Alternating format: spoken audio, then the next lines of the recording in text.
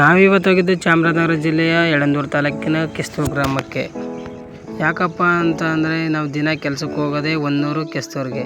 ಅಲ್ಲಿ ಹಂಗೆ ನೋಡ್ತಾ ಒಂದು ನಲ್ಲಿ ಹಾಕಬೇಕಾಗಿತ್ತು. ಅದು ಎಲ್ಲಪ್ಪ ಅಂದ್ರೆ ರೇಷ್ಮೆ ನೂಲು ತೆಗಿತಕ್ಕಂಥ ಫ್ಯಾಕ್ಟ್ರಿಗೆ ಒಂದು ನಲ್ಲಿ ಹಾಕಬೇಕಾಗಿತ್ತು.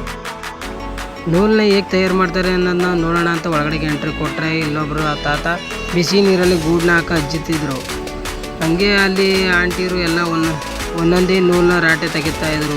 ಏನಿಷ್ಟು ದೊಡ್ಡದು ಅಂತ ನೋಡಿದ್ರೆ ಒಂದೊಂದೇ ಎಳೆ ಒಂದೊಂದೇ ರಾಟೆಗೆ ಹಾಕಿ ಎಲ್ಲನೂ ತೆಗಿತಾಯಿದ್ರು. ಮಿಷಿನ್ ಎಲ್ಲ ಸೌಂಡು, ಅದಕ್ಕೆ ಎಲ್ಲ ಸೌದೆಗಳು ಮತ್ತು ಗ್ಯಾಸು ಎಲ್ಲ ಬೇಕಿತ್ತು.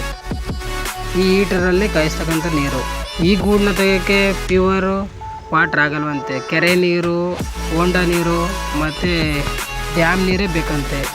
ಅದರಲ್ಲಿ ಒಂದೊಂದೇ ಗೂಡಿಂದ ಒಂದೊಂದೇ ಎಳೆನ ತೆಗಿತಾ ಇರೋದು ನೋಡಿ ನನಗಂತೂ ಸಾಕಾಗೋಯ್ತು. ಹೆಂಗಪ್ಪ ಹಿಂಗೆಲ್ಲ ಮಾಡ್ತಾರಲ್ಲ, ಒಂದೊಂದು ನೂಲನ್ನು ಬಿಡೋದು ತೆಗಿತಾವ್ರೆ ಅಂತ. ಆ ನೂಲನ್ನ ಚಿಕ್ಕ ರಾಟೆಯಲ್ಲಿ ತೆಗೆದು ಅದನ್ನು ದೊಡ್ಡ ಬಂಡ್ಲು ಥರ ಈ ಥರ ಮಾಡಿ ತೆಗಿಬೇಕಂತೆ. ಅದನ್ನು ಚಿಕ್ಕ ಬಂಡ್ಲನ್ನೆಲ್ಲ ತಗೊಂಡು ದೊಡ್ಡ ರಾಟೆಗೆ ಹಾಕಿ ದೊಡ್ಡದಾಗಿ ತಿರುಗಿಸಿ ಅದರ ದೊಡ್ಡದಾಗಿ ಬಂಡ್ಲು ಮಾಡ್ತಾರೆ. ಮತ್ತು ಇದರಲ್ಲಿರೋ ಒಂದೊಂದು ಎಳೆನೂ ಕೂಡ ತುಂಬ ಇಂಪಾರ್ಟೆಂಟ್ ಅಂತೆ. ಅದನ್ನು ಒಂದೊಂದು ದೊಡ್ಡ ರಾಟೆಗೆ ಹಾಕಿ ತಿರುಗಿಸಿ ಎತ್ತು ಮಡಗಿ ಇದನ್ನು ತಗೊಂಡು ಏನು ಮಾಡ್ತೀರಾ ಅಂತ ಕೇಳಿದಕ್ಕೆ ಬೆಂಗಳೂರು ತಗೊಂಡೋಗಿ ಮಾರ್ತಾರಂತೆ.